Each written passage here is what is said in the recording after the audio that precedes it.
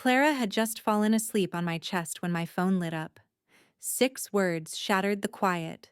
"We're moving to Barcelona." I emptied the account. My breath didn't catch right away. That would have been too theatrical. Instead, there was a low, slow sinking in my ribcage, like the floor beneath me had started to dissolve grain by grain. I didn't move. Not a twitch. Not even to shift the baby. My body went still out of instinct or maybe fear that if I breathed, it would become more real.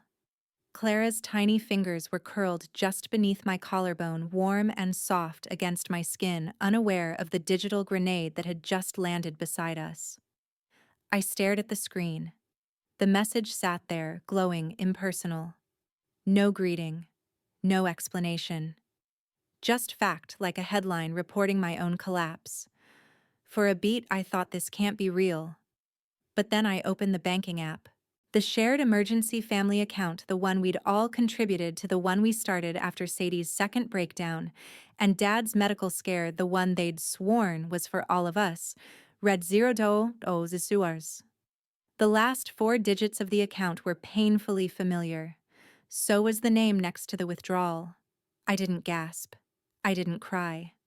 Instead, I closed the app, slid the phone screen down on the armrest and stared at the ceiling. Outside, traffic groaned in the distance. A neighbor's TV muttered a talk show. But in our little pocket of apartment silence, only the hum of the heater and the faint sigh of Clara's breath filled the space. I should have known. That was the brutal thought that rose uninvited like cold bile. I should have known this was coming. But part of me still clung to some childish hope that maybe they'd changed. That maybe this time they'd take turns holding the weight. I slid a hand beneath Clara's back and slowly shifted her into the bassinet beside the couch. She fussed just a murmur, then drifted back into whatever dream a 6-month-old might have. Probably not one where both sets of grandparents flee the country and take all the money with them. I stood up on legs that didn't feel like mine and walked barefoot into the kitchen. The light flickered once before stabilizing, like even the electricity wasn't sure if it could keep going. In the drawer beside the fridge, the one labeled "Paper Clutter" in black Sharpie, I pulled out the most recent printout of the account. It was dated 2 weeks ago. 8 times $400. I remembered the number because I'd added $320 that day from a freelance edit. That $320 had cost me 2 all-nighters and a missed date with a friend I barely had time to keep. I reached for my phone again. Called Mom. Straight to voicemail. Called Dad. Same thing. Texted Sadie, "Can you call me? What is going on?" Delivered. Read. No reply. The familiar ache bloomed behind my sternum, not panic, not yet, but something duller, meaner. Recognition. I'd been here before, just not at this scale. Picking up after their decisions, patching over their disasters, pretending I didn't notice when I was used as a backup system. Clara cooed softly from the bassinet.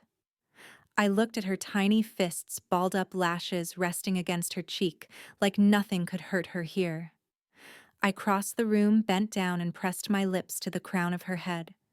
She smelled faintly of lotion and formula. "They left us," I whispered. "But I'm still here." She wouldn't remember any of this, I knew. But I would. Every second of it. Every silence. Every choice they made to vanish without saying goodbye. Every dollar they took like it belonged more to them than to the people who actually needed it. I walked to the desk tucked in the corner of the living room, the one my mom used to roll her eyes at, saying, "Nobody keeps hard copies anymore." Elena. The drawer creaked as I opened it, revealing manila folders, half-labeled tabs, and a corner of an envelope sticking out from beneath a spiral-bound notebook. I pulled out the folder she'd once mocked. It was the one labeled "Financial Emergency Only." The irony burned as I set it down. My hands moved methodically. Not shaking. Not hesitant. I flipped through the sheet's printouts from the past 6 months, some with annotations, sticky notes, clipped receipts. There was a chart I'd made tracking contributions color-coded by person. My mother's name was mostly green, Dad's blue, mine red. Red dominated the page. It had always been this way. Sadie had charm. My parents had titles. I had reliability. They called it being the rock. But rocks don't get asked how they feel. They get stood on. I walked back to the coffee table and opened my laptop. The screen glowed in the dark like a small promise. I opened the document folder and clicked New. Labeled it Legal, Clara. Then I connected the printer. I didn't even flinch when the first page slid out loud in the quiet. Just watch the ink form the numbers I'd already memorized. Evidence. That's what this was now. Elena starts printing bank records. She no longer looks afraid, just awake. I waited for someone to knock, to text, to say this was a mistake. No one did. The morning light poured in through the thin blinds, soft and too still, like even the sun wasn't sure if it should show up. I sat in the same spot I'd been in last night, a lukewarm cup of coffee untouched on the table. My laptop was still open, screensaver blinking. The printer had gone quiet hours ago. Across the room, Clara stirred. A soft whimper, then a sharp cry, her voice small but insistent. My body moved before my thoughts caught up. I scooped her from the bassinet and pressed her against my chest. She was damp diaper soaked through. Of course. I hadn't changed her since. When midnight, I carried her to the changing pad on the couch. Fingers fumbling with the tabs, trying to keep her calm while her little legs kicked defiantly. My hands trembled not from panic, but from the weight of no one else. No backup, no parent to call, no Sadie flitting in with an excuse and a latte. Just me, my hands, my baby niece. Clara squirmed harder as I tossed the diaper in the bin and reached for a clean one. A moment later, the bottle I'd prepped fell to the floor, formula dribbling in a thin line across the tile. I stood there, bottle at my feet, eyes glazed. That had been the last of it. I muttered a soft, "It's okay. It's okay, though." I wasn't sure who I was trying to convince. Clara was crying again, full volume now. I bounced her against my shoulder, trying to calm her, but my arms felt made of stone. I shuffled to the kitchen, opened the cabinets. Oatmeal. Just plain oats. I remembered reading something about water-thinned oatmeal in a parenting forum, not ideal, not nutritional, but enough for emergencies. This counted as one, didn't it? While the oats boiled, I held Clara and watched the steam rise from the pot. Her cries faded to soft hiccups. I adjusted her on my hip and called the pediatrician. A nurse answered on the third ring. "Is this Miss Moore?" she asked, politely bored. "Yes. I have Clara, Sadie's daughter. There was a change. I just need to ask about a feeding substitute." A pause. "Are you her legal guardian?" I swallowed. My mouth felt full of ash. I'm watching her. Temporarily." "Do you have documentation?" My fingers gripped the phone tighter. "Not yet." "Okay," the nurse said, tone shifting slightly. "Then I'm going to have to recommend you bring her in for a quick check and we can help from there. But please don't feed her solids unless advised." I thanked her and hung up. My cheeks were burning. Not from shame, from a kind of seething helplessness. The system didn't care about nuance. It cared about paperwork. And I had none. I sat on the floor, Clara curled in my lap. I thought of all the forms I'd filled out in my life for college loans, internships, government grants. Never for a child. Never like this. As Clara drifted back to sleep, I stared across the room and remembered a conversation from years ago. I was 16. I'd been saving for a school trip to DC. My mom had asked if I'd consider pausing the payment plan so Sadie could attend art camp in New Hampshire. "You're the practical one," she said. "You'll go next year." Next year never came.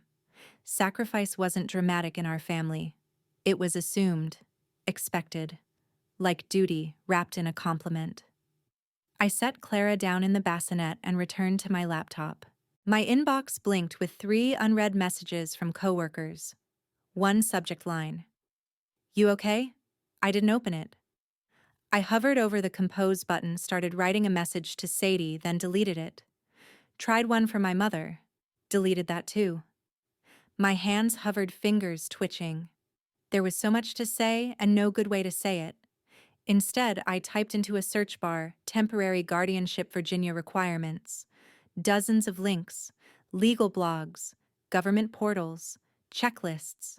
The page blurred in and out of focus. I didn't know what half the terms meant, but I clicked anyway. Read anyway. Because doing something, anything, felt better than sitting in this fog. My pulse was heavy in my ears as I leaned back, chest tight. My phone buzzed. A calendar reminder. Groceries with Mom, 10 a.m. I stared at it until the screen dimmed again. The oatmeal sat cold in the pot. I stood to stretch, tried to shake the pins and needles from my calves. On my way to the bathroom, I stopped by the door to grab yesterday's mail. A few bills, a real estate flyer, and then a manila envelope. Unmarked. No return address. I frowned, fingers sliding under the flaps, slow and cautious. Inside was a single page. Heavy stock. Official looking. I pulled it out. A bank transfer slip. Date September 30th. Amount $21,600, origin Moore Family Emergency Fund. Destination Meridian Trust Barcelona branch. Authorized by L. Moore. No explanation, no signature, no note. Just proof. In her mailbox, a manila envelope. No return address. Inside, a bank transfer slip from a private European account. The house smelled like lemon polish and old decisions. I was only here for formula, or so I told myself. Clara shifted in the sling across my chest, her breath soft and steady. The driveway had been empty, the front stoop swept clean, as if someone had tidied up before vanishing. I unlocked the door with the spare key still hidden in the plastic rock beneath the azalea bush. They hadn't thought to move it. Or maybe they didn't care who came next. The door swung open without a sound. Inside, it was spotless. Air-conditioned silence met me like a slap. Every surface gleamed, hardwood floors vacuumed in neat lines, kitchen counter bare except for a decorative bowl of wax fruit. The smell of lemon polish clung to everything, thick and synthetic, the kind of clean that wasn't lived in. I hadn't been here since Clara was born. Maybe before. When Sadie was still figuring things out in Berlin, and our parents still pretended she might eventually land somewhere. Clara sighed in her sleep, her little fingers curling slightly against the edge of the sling. I kept one hand steady on her back and walked through the foyer, each step echoing louder than the last. The baby bag on my shoulder felt absurdly heavy, like guilt or expectation. I went to the kitchen first, telling myself again that I was only here for formula. Maybe they'd left a can in the pantry. Maybe a miracle. The cabinet doors opened easily, hinges greased. Inside, rows of color-coded dry goods, canned chickpeas, quinoa, flaxseed. No formula, not even a bottle. I opened the fridge. A single glass jar of fig jam, a bottle of white wine, and a note taped to the interior wall. Don't forget the charger. I almost laughed. Almost. I moved to the nursery. It wasn't Clara's room anymore. The crib was gone. The mobile that used to spin lazily over her head was missing. The drawers were empty. The shelf that once held soft cloth books and a ceramic elephant now stood stripped bare. There were no signs of a child ever having lived here. The walls had been wiped down, the diaper caddy gone. The faint mural of trees that Sadie had painted in a brief burst of nesting energy was painted over in beige. I stared at the blankness, heart thudding. They hadn't just left. They'd erased her. I backed out of the room and stood in the hallway for a long moment, trying to push back the shaking that had started in my knees. Clara was still asleep. That's what mattered. She didn't know. She couldn't know. But I did. The study was next. My father's pride rows of books. He rarely read a globe. No one spun a desk he polished more than he used. I opened drawer after drawer until I found the bottom one locked. It stuck slightly at first, but I yanked harder and heard the metallic clack of the flimsy interior lock snapping open. Inside was a green folder labeled Spain. I didn't pause. My hands were already moving. I laid it flat on the desk and opened the cover. The first document, a long-term lease in Barcelona signed 4 months ago. The second, a list of scheduled flights, Richmond to JFK, JFK to El Prat. Travel dates aligned perfectly with the day they vanished. Next came an envelope of SIM cards, Spanish carrier. Activation dates printed in tiny font effective September 30th. And then my name. A notarized form. Legal-looking, neatly formatted. Power of attorney for Clara. Granted to Elena Moore. Effective immediately. Signed supposedly by Sadie and witnessed by Lynn. Except the signature wasn't mine. It was close, but I'd never curl the A in Elena like that. And the address listed wasn't the apartment I lived in now. It was one I'd rented 3 years ago. They hadn't even tried to make it current. My stomach turned. I reached for my phone, turned the flashlight on, and took a picture. Then another. Each page documented carefully. Lease, flight, SIM, POA. When I got to the last page, a bank statement showing the transfer of $21,600 to Meridian Trust Barcelona. I felt the air in the room shift. This hadn't been spontaneous. This hadn't been stress or panic or Sadie breaking down. It had been orchestrated. A plan made long before I was ever told Clara would stay with me just for a weekend. My fingers were cold as I kept snapping pictures. I didn't cry. I didn't scream. There was no dramatic fury, just stillness, bone deep and sobering. Back at the dining table, the same one where they used to host faculty dinners and correct my posture, I opened my cloud folder and made a new album. I titled it Evidence. Each photo uploaded slowly, the progress bar crawling across the screen. I watched them blink into digital permanence, as real as any wound, as permanent as betrayal. I looked around the house once more. No sound, no movement. Only the faint scent of lemon and the hum of the refrigerator. I adjusted Clara's sling, making sure her head was cradled just right. Then I pulled out my phone and typed Miles. "Do you still practice family law? I'm not here to fight anyone," I told him. "But I won't disappear either." The words felt strange in my mouth, stiff and unfamiliar, like a language I was learning in real time. Miles Reddick looked up from his desk, his tie slightly askew, and his sleeves rolled halfway up his forearms. He didn't speak right away. Instead, he leaned back in his chair, studying me with a kind of quiet that felt older than we were. The kind that only ever existed between people who once shared ramen at 2 a.m. and survived group projects together in college without ever really becoming close friends. Just trusted ones. He gestured toward the seat across from him. I sat careful not to jostle Clara, who slept in the carrier, strapped to my chest, a small, gentle weight pressed against my ribs. Her breathing was steady. Mine was not. The office was cramped but lived in. Stacks of case files lined the back wall. The window was cracked open an inch to let in the crisp Virginia air. There was a scent of dust coffee and something warm like paper touched by sunlight. A half-eaten granola bar sat forgotten beside a yellow legal pad. Miles cleared his throat. "Let's start with what you've got." I reached into my tote and pulled out the folder. I hadn't slept. I hadn't even changed out of the hoodie I wore to their house.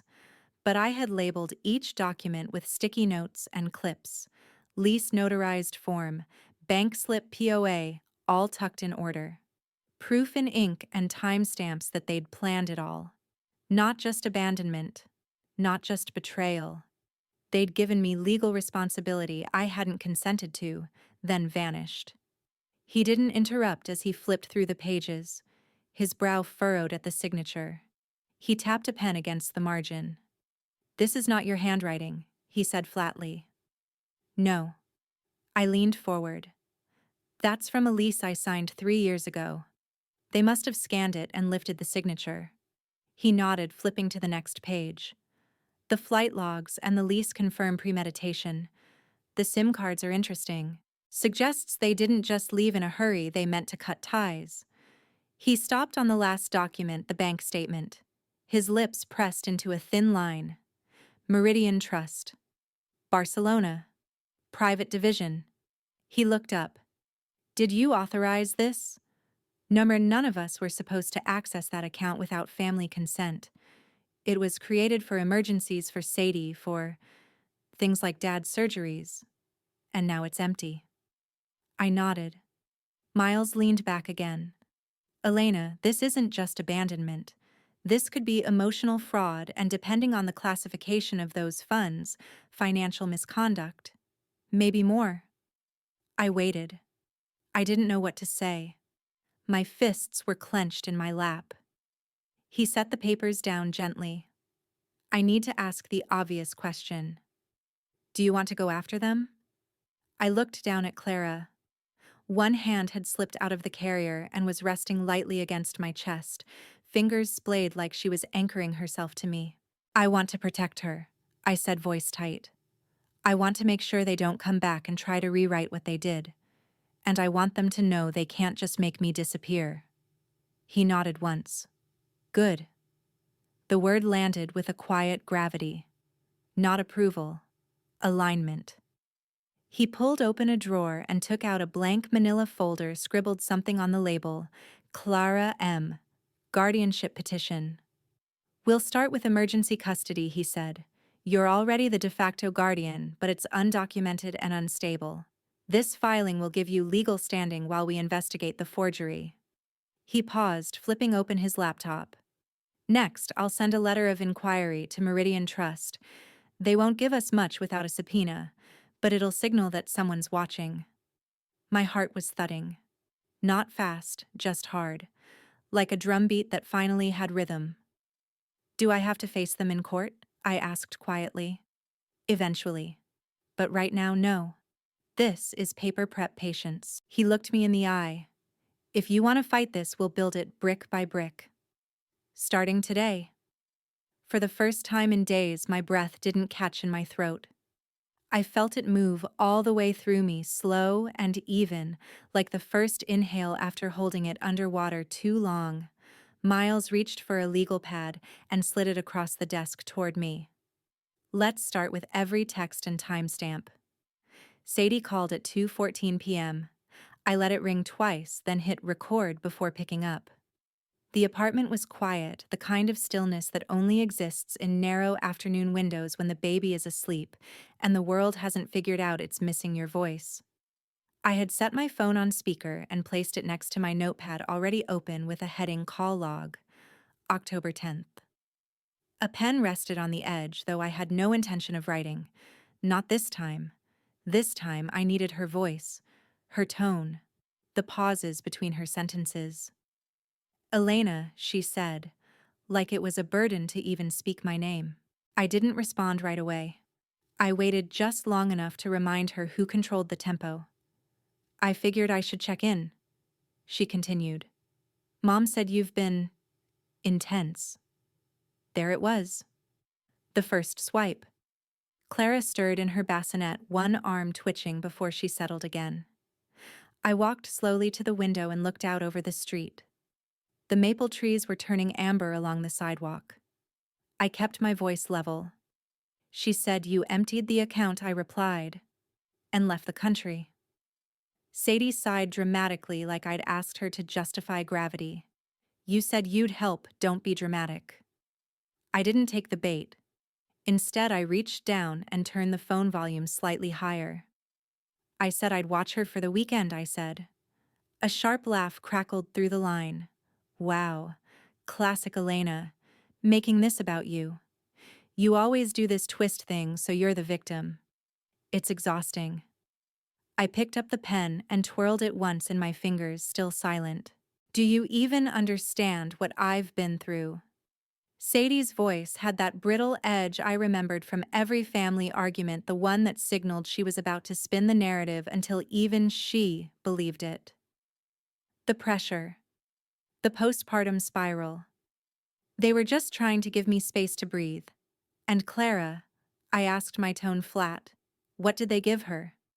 There was a beat of silence, just long enough to make me wonder if she'd hang up, but Sadie didn't like being the one to end things. That always felt too final, too much like accountability. "She's a baby," she snapped. "She won't remember any of this. You knew what this was." I leaned against the counter, tracing a fingertip along the grain of the wood. "I didn't agree to raise her. You didn't say no. I didn't say yes." Sadie laughed again, but there was a flicker beneath it now. A thin thread of uncertainty. Or maybe recognition. "You always think in terms of contracts and formalities. That's not how family works." I let that hang in the air. Clara made a soft noise in her sleep, just a sigh, and I looked over at her cheeks, pink arms flung wide, completely unaware that her fate was being debated over a thin slice of data signal. "Thanks for calling," I said calmly. "I appreciate you clarifying." "You're not going to guilt me into flying back," Elena Sadie said quickly, her voice suddenly defensive. "They're not coming back for her. You knew that." I didn't reply. I moved to the phone and ended the call without another word. The silence that followed was cleaner than the conversation had been, like rain washing film off a window. I picked up the phone, opened my voice memo app, and tapped save.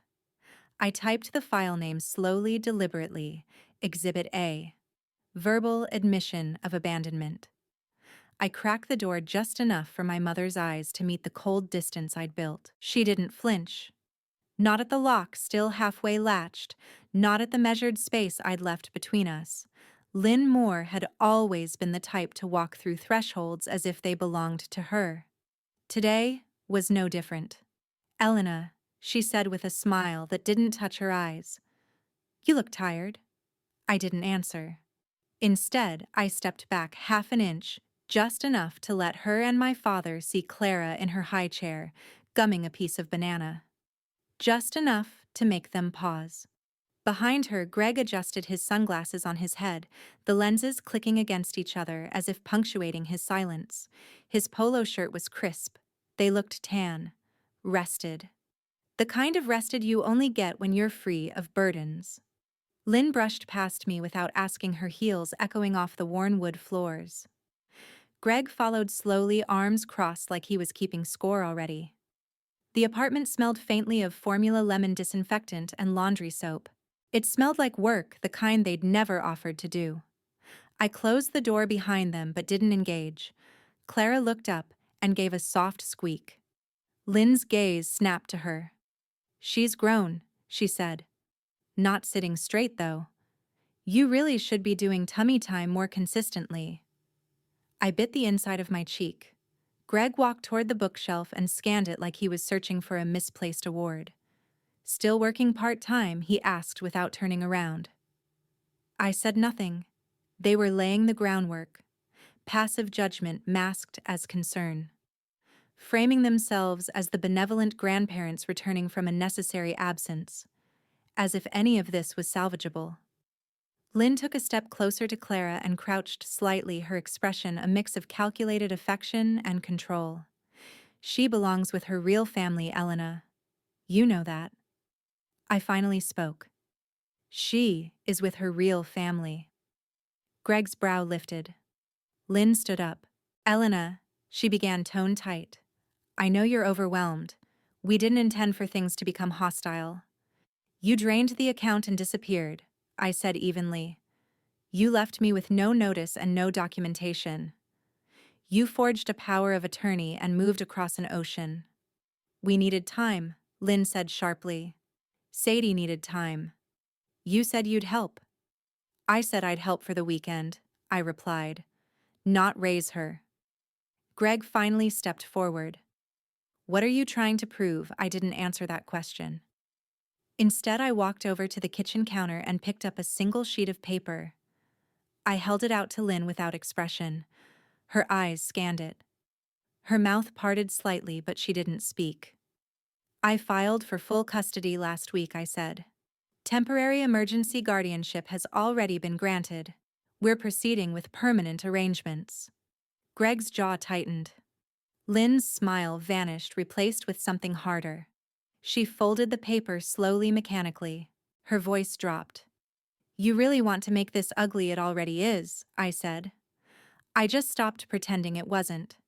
The silence was so sudden it had weight. Even Clara paused, looking between us with wide eyes. Greg took a step toward me, his voice low, his stare sharp. You'll regret this legal battle, Elena. You're destroying the family. I didn't move, didn't blink. I just watched them. Let their words hang in the air like smoke. Let their intentions reveal themselves for what they really were: not concern, not reconciliation, but control dressed in civility.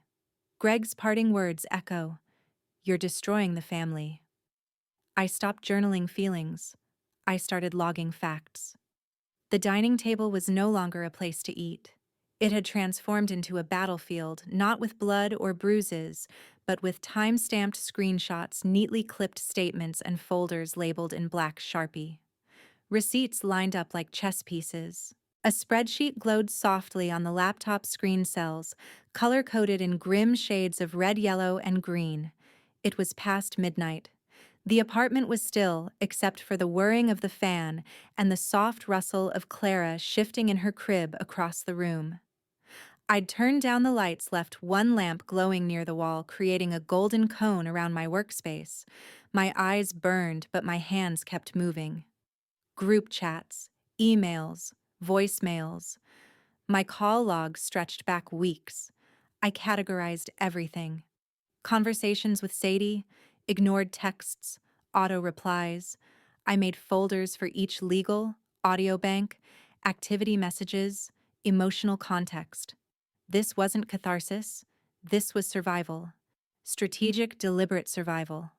I was highlighting notes on the last known balance of the family emergency fund when there was a soft knock on the door. Just one. Gentle, almost hesitant. I glanced through the peephole. Mrs. Cartwright. I opened the door quietly so Clara wouldn't stir. She stood there in her cardigan, gray hair pulled back, holding a folded quilt and a small file box. I figured you might need this, she said. No explanation, no questions. Just calm presence. She handed me the quilt first. It smelled like lavender. Then the box. I used to work part-time in records at the courthouse, she said, voice low. Old habits. Inside the box were color-coded dividers, a sheet of small adhesive labels, and a roll of narrow red string. I don't know what they did, she continued, but I know what it feels like to be left holding more than your share. Label everything. Paper doesn't forget. I swallowed throat tight. Thank you. She gave a small nod and turned before I could say more. Back at the table, I laid the quilt across the couch, not because I needed it, but because she brought it. I opened the box and began tagging each folder with cleaner labels. I strung the red thread through a row of push pins on the corkboard I'd mounted hastily last night. Photos, bank notices, Clara's birth certificate, my own rent receipts. Everything had a place now, even my exhaustion. I returned to the laptop. A new email had arrived from Miles. Subject: transfer update. Flagged activity. I clicked it open. Elena, I ran the numbers from the statement you uploaded. The $21,600 transfer to Meridian Trust has been flagged. The classification of the account changed 3 days before the transfer. It was moved from joint emergency household to personal assets. Lynn Moore. That kind of reclassification isn't possible without administrator override, which according to the documents only Lynn had access to. I've submitted a formal inquiry. Keep everything. We're building a wall, and their hands are all over the bricks. I sat back slowly. The screen flickered as I read it again and again. They hadn't just taken the money. They'd rewritten the rules before doing it. That wasn't panic. That wasn't desperation. That was fraud. I glanced at Clara. She was curled slightly on her side, one hand resting above her head, mouth slack with baby sleep. I exhaled and whispered aloud like a vow. Now it's not just custody, it's fraud. The laptop pinged again. Miles had replied, "This changes everything." Mom arrived with almond cookies and a calm I'd learned to mistrust. She stepped into my kitchen like it was still hers, gliding past the threshold without asking. A soft wool scarf draped around her shoulders, a tin of cookies in her hands, and that impossibly composed smile she always wore when something sharp was tucked just behind it. I thought Clara might like these someday, she said, placing the tin on the counter with exaggerated care, like it was a peace offering carved from tradition. I said nothing. Clara was seated in her high chair, gumming the edge of a silicone spoon, oblivious to the weight in the room.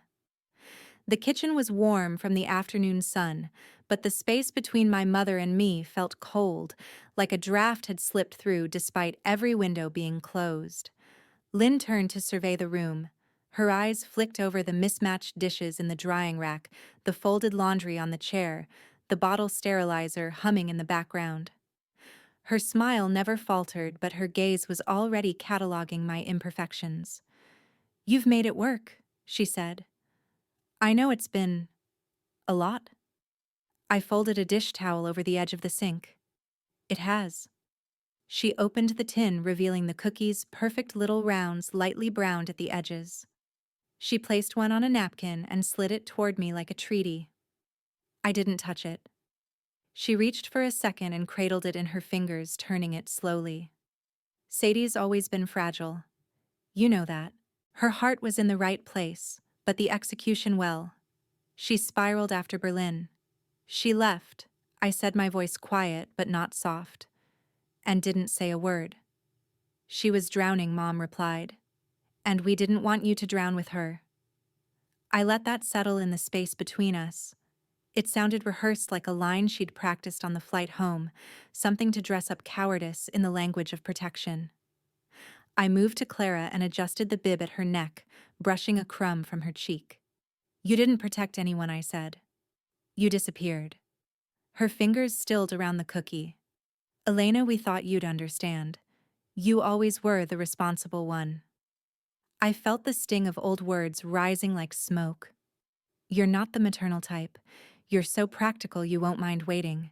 It's just a chipped mug, don't be dramatic." But I didn't speak them aloud. I'd already spent too many years translating their neglect into patience. "You could have called," I said instead. "You could have warned me. You didn't even ask." She shifted in her seat. "We didn't want to burden you." "You did," I said flatly. "You just didn't want to be here to watch." Clara dropped her spoon and giggled at the clatter, breaking the tension like a flick of wind through a locked room. My mother glanced at her, her expression flickering, maybe softening, maybe recalculating. It was always hard to tell. "She looks happy," she said. "She is," I replied. Even without almond cookies and curated explanations, Mom's smile thinned. "You don't understand what we were dealing with," she said. "Sadie. She made choices I cut in, and so did you. And now I'm making mine." Her posture shifted straighter now. Defensive. "Elena family's family isn't excuse enough for betrayal," I said, voice still, even still quiet. Her face changed. Just for a moment her eyes hardened, the calm peeled back to show the control underneath. She stood slowly, brushing non-existent crumbs from her lap. "We'll see about that," she said, and walked toward the door without another word. Sadie's email read like a fragile olive branch, easy to tear apart. It arrived late. Time-stamped 9:47 p.m. Subject line, "Checking in." No greeting, no apology. Just a few lines of vague concern masked as casual outreach, like we were siblings who hadn't spoken in a while, rather than two people now divided by a legal petition and a baby neither of us had planned to raise. "Hey, hope things are okay." Heard Mom stopped by. "Just wanted to see how Clara's doing. You've always been good with her. Maybe we all just need to take a breath. No one meant for this to get so formal. Let's not make it uglier than it has to be." My cursor hovered over the reply button for longer than I'd admit.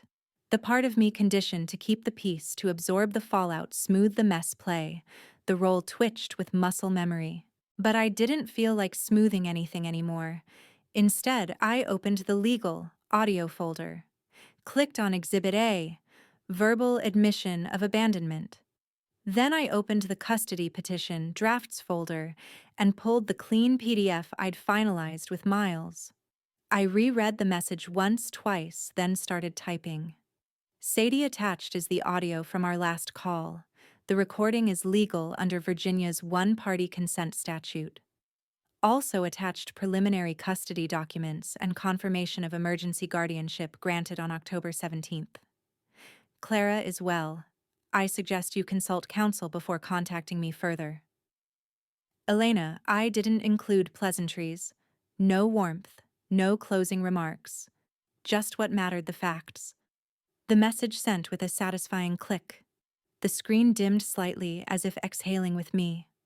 Clara was asleep in the next room, her soft breathing a steady metronome in the quiet. I leaned back and let my eyes close for a moment, letting the silence settle. The next day passed. No reply. The one after that, still nothing. By the third day, Miles called. "They're stalling," he said, "trying to gauge how far you're willing to push." "I'm not pushing," I said. "I'm holding ground." There was a smile in his voice. "Good. Because I think we're heading toward a formal hearing. The bank's inquiry turned up more than we expected. We'll go over it this week. But just so you know, if they don't respond to the petition soon, the court may rule in your favor by default." I didn't know whether to feel relieved or nauseous. That night, another email came through. This one was longer. The tone had shifted. "You really want to drag this to court? You think this is good for Clara? For anyone? What happened to family first?" I stared at it, feeling nothing like fear and everything like clarity. I typed slowly, deliberately. "This isn't about me. It's about Clara's future." They entered the courtroom like adversaries, not family. Lynn's heels clicked sharply across the tile as she led the way, her silk blouse pristine, her expression carved from practiced dignity. Greg followed, jaw-tight eyes already scanning for weaknesses in the room, like a man trained in dominance. Their attorney, a tall man in an expensive gray suit, adjusted his cufflinks and offered no pleasantries. I sat with Miles at the petitioner's table. My blazer was secondhand. My hair was tied back hastily. Clara was at home with Mrs. Cartwright. And yet, I didn't feel outmatched. Not today. Courtroom A3 was colder than expected. Pale wood paneling, a slight hum from the overhead lights. The judge, a woman named DeWitt, entered with a brisk nod, her robe barely brushing the polished floor. Everyone stood. Everyone sat. The bailiff called the case. Petitioner Elena Moore versus respondents Lynn and Gregory Moore, regarding the guardianship of minor Clara Moore. Greg's attorney rose first. His voice was smooth, theatrical. "Your Honor, we're here today under unfortunate circumstances. My clients are loving grandparents who made a temporary arrangement, one that has been misinterpreted as abandonment. There was no malicious intent. Just a family in distress navigating a difficult moment." He gestured toward me like I was a nervous volunteer, not the plaintiff. "Elena Moore is not a mother," he continued. "She agreed to help briefly while her sister received treatment overseas. The financial matters referenced are family managed and not indicative of wrongdoing." Miles stood without rushing. He didn't clear his throat or ruffle papers for effect. He just looked at the judge and began. "Your Honor, what began as a temporary caregiving favor quickly evolved into unilateral abandonment, undocumented guardianship, and financial misconduct. Attached in the evidence submitted are notarized documents falsely assigning permanent legal responsibility to Ms. Moore, documents bearing a forged signature alongside a bank transfer of over $21,000 to an offshore account conveniently classified as personal assets just days prior." He paused, then continued. "We are not speculating intent. We are providing evidence, and we ask that Ms. Moore be granted temporary full custody while the investigation continues." Judge DeWitt flipped through the documents briefly. Her eyes were sharp, unreadable. She looked to me. "Ms. Moore, do you have anything you wish to say?" I stood. Only that I didn't choose this. But I will not walk away from it. Clara deserves stability, not secrecy. She nodded once. Thank you. After a short recess, the judge returned with a ruling. Temporary legal custody is granted to Elena Moore pending a formal review. All travel involving the minor must be approved by this court. A full evidentiary hearing will be scheduled within 30 days. I let out a breath I hadn't realized I was holding. Lynn's mouth was a line of granite. Greg looked at the judge like he'd been insulted. We filed out slowly. Miles packed our files, calmly murmuring about next steps. My parents lingered near the door, flanked by their attorney. As we passed, Greg leaned in close enough that I could feel the air shift between us.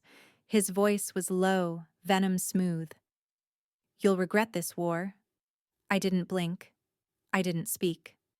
I simply walked on out into the hallway where the light from the windows cast long bars of afternoon gold across the tiled floor. Across the hall, Mrs. Cartwright stood holding Clara in the wrap. The baby spotted me and squealed, little hands reaching. I took her into my arms and pressed my forehead gently to hers, steadying myself in her warmth. I was not afraid of their threats. Not anymore. Elena watches Clara from across the hall, determined to protect her. Mrs. Cartwright didn't say, "I believe you." She just handed me a quilt and a folder marked legal. She stood in the hallway in her usual cardigan and canvas shoes, her frame small, but never frail. The folder was thick, its edges worn, labeled in blocky pen like something she'd been adding to for years. She didn't smile, didn't explain, just extended it toward me like she was passing down something sacred. I took it with both hands. Inside were legal templates, civil claim outlines, affidavit samples, even a checklist for evidence chain documentation. Paper clips neatly fastened each section. Every page smelled faintly of lavender and old ink. Used to work records at the courthouse, she said, voice low and precise. 31 years. Some habits don't shake. I blinked. I didn't know that. Wasn't for show, she replied. Mostly filing indexing. But you see enough claims move across your desk and you learn the patterns. Learn what makes people fold and what doesn't. I stood silent for a beat, stunned by the quiet utility of her gesture. She nodded toward the folder. Thought it might help you sort what they're trying to tangle. Clara's soft babbling floated from inside the apartment, muffled through the door. I glanced behind me, then back to Mrs. Cartwright. You didn't have to do this? No, she said, adjusting her bag on her shoulder, but you looked like someone worth doing it for. She turned to leave but paused mid-step. The red string on your corkboard. Too long between pins and it'll sag. Add cross support. Keeps the weight even. Then she disappeared down the hall like she hadn't just realigned something deep in my spine. I brought the folder inside and set it beside the laptop. The sun was low now, casting amber light across the floorboards. Clara was in her playpen chewing a soft cloth block, blissfully unaware that the structure of her future was slowly being architected with the help of a retired court secretary who'd spoken maybe 10 full sentences to me in all the months we'd lived across from each other. I opened the templates and began to catalog again. With each page, I felt less like I was drowning and more like I was constructing a platform beneath me, piece by piece, word by word. Somewhere between affidavits and incident logs, I whispered aloud to no one in particular. I'm not afraid anymore. And I meant it. The phone buzzed beside me, sharp against the calm. Miles. I picked up. They're slipping, he said, without preamble. Greg sent 2 emails to opposing counsel, both aggressive, both clearly referencing you as the problem. One includes phrasing we can classify as intimidation. My grip on the phone tightened. Is that usable? I asked. Increasingly, he said. The court will want to see consistency. This helps. He paused. I'm compiling it now. Just wanted you to know. I glanced at the folder Mrs. Cartwright had left, now half spread across my desk like a map to somewhere I hadn't dared to believe existed before. I hung up the call. The fight wasn't over, but the field was shifting. Sadie showed up late, acting as if nothing had changed, and demanded to hold Clara. I spotted her from across the park, striding toward the bench with that familiar, airy urgency, like she'd just stepped out of a boutique and remembered she was supposed to be somewhere. She wore oversized sunglasses despite the overcast sky, and a scarf knotted artfully at her neck.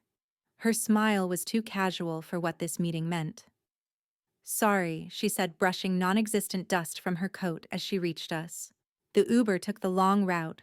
Traffic's a disaster downtown. Clara sat in her stroller, gnawing on a silicone giraffe, unaware of the tension that crackled between the adults. I stood slowly, my spine tall, despite the heaviness in my chest.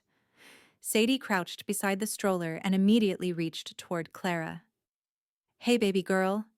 Come here. Let Auntie hold you." I stepped between them. Not abruptly, just firmly. "She's fine where she is," I said. Sadie looked up at me, stunned for half a second, then stood with an exaggerated sigh. "Elena, come on. I haven't seen her in weeks." "You haven't asked."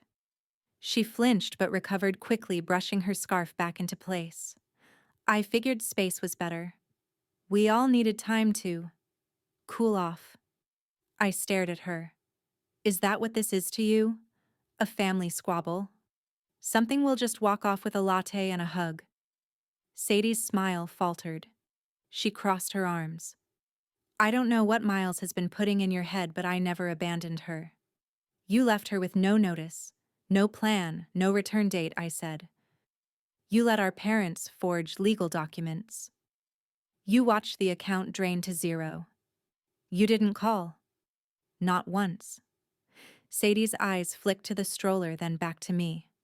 Her voice rose. "I was having a breakdown. You always act like I'm this whirlwind of chaos, but do you even know what I went through? I was trying to survive." "And what do you think I've been doing?" I asked quietly. She blinked. I reached into my coat pocket and pulled out a folded page, a printed transcript of our last call. I handed it to her. She didn't take it, so I laid it on the bench between us.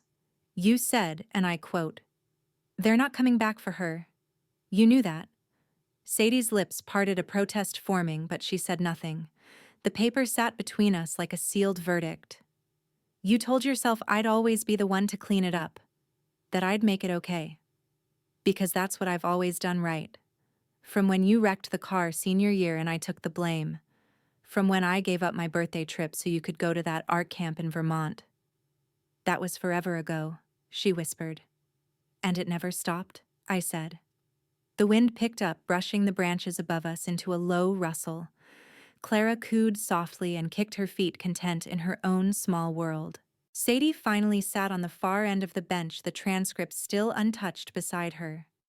She didn't look at me, just stared straight ahead.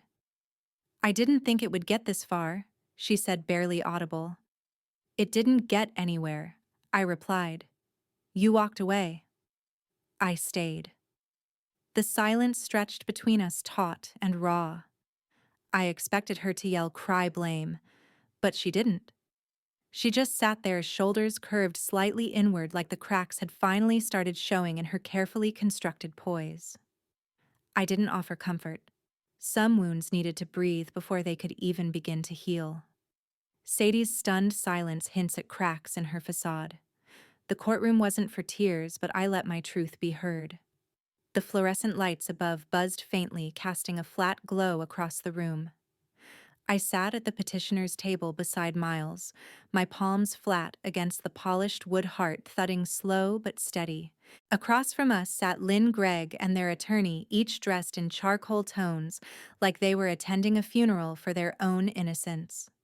Sadie was in the back row, silent, her scarf pulled tight around her neck like a shield. Judge DeWitt took the bench with quiet authority. She glanced once at the docket, then at us. The room settled instantly. Case number 208 FC Moore versus Moore, final hearing on permanent guardianship of minor Clara Moore. The court reporter clicked her keys. The door shut behind someone late. No one moved. Miles stood. Your Honor, we submit into final record the following notarized documents bearing a forged signature by the petitioner. Financial records indicating fraudulent reclassification of joint assets. Recorded verbal admissions confirming abandonment, and sworn testimony of the petitioner's uninterrupted custodial care of the minor for the past 2 months. He passed the binder to the clerk with quiet finality. Elena Moore, he said, turning toward me, has done more than assume care. She has protected, documented, and upheld the rights of a child left behind. Judge DeWitt looked to me. Miss Moore, would you like to speak? I rose slowly, my knees stiff from hours of stillness. The courtroom blurred slightly around the edges, but I focused on Clara, not in this room, but in every one of my memories, her tiny fingers clutching mine, her cry at 3 a.m., the first laugh on the floor of our kitchen. I never asked for this. I began, my voice quiet but certain. But I didn't run from it either. When they left, I stayed. When they erased her nursery, I built her a new one. When the account was emptied, I found a way to keep her fed. I didn't have a title or consent or help, but I had her. And she had me. I looked straight at my mother, then at Greg. And I don't regret a single sleepless night. Lynn rose before the judge could prompt her. We acted out of necessity, she said quickly. Sadie was unwell. Elena had always been the strong one. She made it clear she was willing. We didn't forge anything. We repurposed an old document. Her voice wobbled at the end, but not with remorse, with irritation at being made to defend herself. Greg stayed seated, silent, angry. Judge DeWitt folded her hands. I have reviewed the documentation thoroughly. The financial maneuvering alone constitutes grounds for separate civil proceedings. But this court's priority is the welfare of the child. She paused. The silence stretched tight. Elena Moore is granted full legal custody of Clara Moore, effective immediately. Lynn stiffened. The court also rules to freeze the relevant offshore accounts pending federal investigation. Furthermore, any visitation by the respondents must be pre-approved and supervised under the terms set forth in the custody order. Sadie let out a sharp breath from the back row. Greg muttered something to their attorney, who shook his head. The gavel struck once, sharp, final. Court adjourned. I stood slowly. Miles touched my elbow in quiet support, but I didn't need the help. Lynn approached just before I reached the door. Her voice was low, bitter. You think this is over? She hissed. You've humiliated your family. You don't walk away from that. I met her eyes. No, I said. But I walked through it. And I'm still standing. I turned and left her there. Jaw tight, eyes narrowed, the illusion shattered. I didn't celebrate. I bought diapers and new clay. There was no champagne, no dinner out, no symbolic toast to victory. Just the soft creak of the studio door opening to morning light and the scent of raw earth. Clara sat on a quilt near the window, surrounded by wooden stacking toys and flour-dusted cookie tins repurposed as makeshift drums. She banged a lid with a wooden spoon like a conductor announcing sunrise. I ran my fingers through the soft slip of the clay. My hands hadn't touched the wheel in weeks, maybe longer. But as soon as I sat down, it was all muscle memory, press, center pull. I hadn't forgotten. The rhythm came back slow but steady, like breath returning after grief. Outside, the sidewalk was still damp from a night rain. A couple of dried leaves pressed against the glass. The shelves beside the wheel were mostly bare, save for a few uneven mugs and a single small bowl, the one Clara had once poked her thumb into, leaving a dent I never sanded out. The kiln hummed in the corner, low and warm, a heartbeat for the room. Orders had started to trickle in again. Nothing dramatic, a set of mugs for a nearby cafe, a custom planter for a college student's project. But they were mine. Earned. Chosen. Not inherited out of guilt or imposed by obligation. I glanced over at Clara just as she pushed herself to her feet. She wobbled, stood, wobbled again.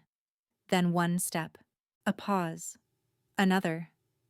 And then she dropped to her knees with a soft grunt and an uncertain laugh. She looked up at me wide-eyed and triumphant, as if she had unlocked the secret of the universe and couldn't wait to do it again. I clapped softly, but with my whole chest. She beamed. Her joy wasn't loud, but it was whole, complete, and mine. Later, as she napped in the cradle I'd built from old pine, I cleaned the work table and sorted my glazes. I marked a calendar for firing days. I emailed a returning customer with a gentle thank you. Every act was small, unremarkable, but together they stitched the edges of my life back into something resembling whole. The fight wasn't over, but for the first time in months, my world felt forward-moving, not just survival. The phone buzzed near the sink. A message from Miles. Tough battle ahead, but the accounts are frozen. We've got time to breathe. I stared at the screen, then turned it face down. Outside, the sun poured in across the shelves, touching the dented bowl with a glow so warm it almost looked deliberate. Clay and diapers, tears and laughter, mess and resilience. This was how I rebuilt. Sadie didn't come to Clara's birthday. I didn't wait. There was no last-minute text, no excuse about traffic or flights, no dramatic entrance or overwrapped gift meant to offset months of silence. And for the first time, I didn't pace near the door or check my phone. I didn't build hope only to watch it collapse. I simply baked a cake, wiped down the high chair tray twice, and let joy exist on its own terms. The apartment buzzed with soft energy, the kind of warmth that doesn't try too hard. Clara's crown made of construction paper and gold stickers slipped over one ear. Her hands were smeared with banana and frosting. Mrs. Cartwright arrived right on time, clutching a flat box wrapped in tissue paper and tied with a red ribbon. "It's not fancy," she said, as she placed it on the table, "but it's stitched with steady hands." Inside was a baby quilt, not like the one Clara already napped on. This one was patterned with tiny hand-embroidered animals, each outlined in soft colors: a fox, a bear, a sleepy owl, and in the center a lion with an almost smile. Along the edge was stitched, "You are braver than they know." Clara tugged at the corner and let out a sound of delight that might have been her version of a roar. "I made it for her," Mrs. Cartwright said, "but I think some of it's for you too." The party was simple: two friends from the cafe, a neighbor with twins who brought balloons, and a sleepy dog who kept licking frosting off the floor. Clara opened her gifts by mostly tearing paper and losing interest halfway through. No one cared. The photos were blurry and joyful, and the candle stayed lit long enough for one full verse of Happy Birthday before Clara blew it out by sneezing. As she napped later, full safe loved, I sat at the kitchen table with a pen and a blank card. I didn't write a speech or an argument. Just a few sentences: "Clara is thriving. She took her first steps weeks ago and now pretends to fall just to make me laugh. I hope you're finding your way. This door won't always be open, but today I'm choosing peace instead of waiting."